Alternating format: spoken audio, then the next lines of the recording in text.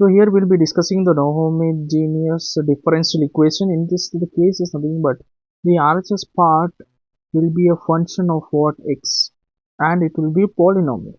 So here also we can see that a polynomial is given over here. So for finding the solution of a non-homogeneous differential equation, which will be equal to yc plus yp, and yc is nothing but the complementary function, yp is the particular integral. Yp will be depending upon the RHS as well as LHS, but the CF value, which is yc, will be dependent on only the LHS value. So LHS we are having. So first we will find out yc value. How to find? First we will convert this into a d form. So d is equal to what? D by dx, where we can convert this. So d square by dx square can be written as d square. Then y is sitting plus 5 into, then d by dx is nothing but a d. Y is also there, plus 6y as it is equal to RHS as it is. From this, if I take y common, so d square plus 5d plus 6 into y is equal to x square. So from this, how to form the auxiliary equation? Auxiliary equation is given by what? D you have to convert it into m. So it will become m square plus 5m plus 6 is equal to what? Equated to 0. From this we can find the m value. M value, how to find? This is quadratic equation. So you can find using the quadratic formula or splitting a middle term. We'll go by splitting a middle term. So here you can see that this is 1. So 1 into 6 is what? 6. So by multiplying two numbers you should get 6, and adding you should get the middle term 5. So 6 factors, if I take 1 and 6, 2 and 3, both if I use I can get 5, but it should be appropriate. Both should be positive 6 and positive 5 you should get. So plus 2 and plus 3 I can take. Great. So it will be m square plus 2m plus 3m plus 6 equal to 0. From this m will be common. So what is left out? M plus 2.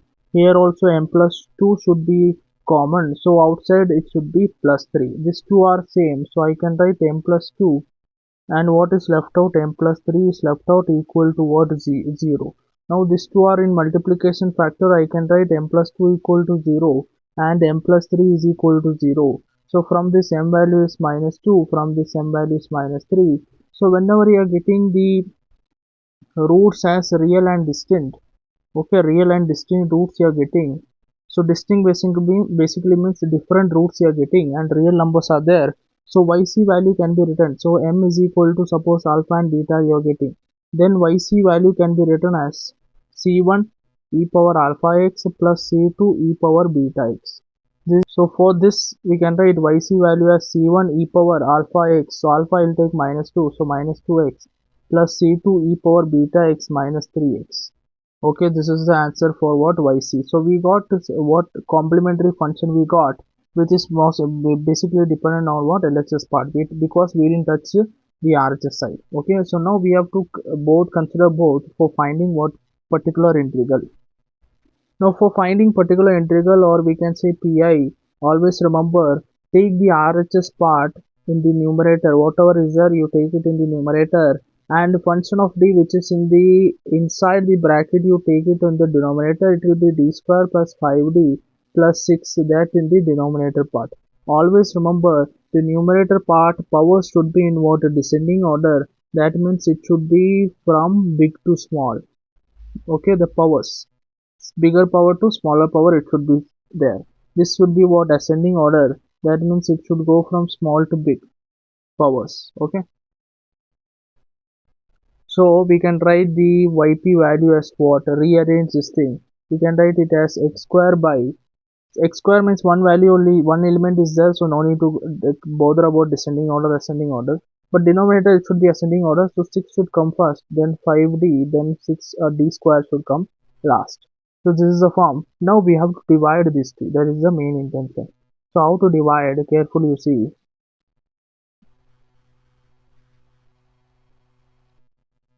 So outside it will be 6 plus 5d plus d square. Inside it will be x square. Right? Now how to do the division part? That is most important. See, remember that 6 is the first element we have to take. Right? 6 is the first element. Here also inside the bracket the first element is x square. So 6 should be multiplied with such a number that you should get x square. So which what number I should subtract? So that number will be equal to what? X square by 6, right? I should multiply by x square by 6 in order to get what answer, right? So x square by 6 if I do, I will get plus x square, right? Now we cannot leave it here because these two elements are also there. So 5d should be multiplied with this thing and d square also should be multiplied with this thing. So if I take 5d multiplied with x square by 6. So what is the meaning of d? D here basically means what? 5 into d by dx of x square by 6. So differentiation of x square by 6 with respect to x. So it will be 5 into, so 6 outside, x square differentiation is 2x. 2 and this thing get cancelled, so it will be remaining 5 by 3x. So right here plus 5 by 3x, right? Next thing, so we have left out with one more, d square also should be multiplied. So I can write over here that d square should be multiplied with x square by 6. So d square basic meaning is you have to do double differentiation. So differentiation of x square by 6, it will be 1 by 6 outside, 2x by 6. So it will be 1 by 3. So 1 by 3x differentiation will be what? 1 by 3. So again one more differentiation, we will get 1 by 3. So plus 1 by 3. Okay. Now put negative sign, subtract. So while subtracting, be careful, this is cancelled. So it is left out with minus 1 5 by 3x minus 1 by 3. Now we have to go for the second stage where this is the first element and 6 will remain as it is for the first element. So 6 into what will give me this thing minus 5 by 3x. That is the question. So that element will be equal to minus 5 by 3 into 6x. It will be equal to minus 5x by 18. So I should multiply with what? Minus 5x by 18. Be careful with the sign. So I should multiply with minus 5x by 18. So when I multiply, I will be getting here minus 5 by 3x, and I cannot leave it here because I have to multiply with 5d as well as d square, right? So when I multiply with 5d into minus 5x by 18. So 5 into differentiation of what? Differentiation, right? D by dx. Differentiation of 5x by 18 minus, I'll take it outside. So here this part is constant, so you can take it outside. Minus 25 by 18. Differentiation of x is 1, so you will be left out with minus 25 by 18. So write it here, minus 25 by 18. Now we have to do double differentiation also.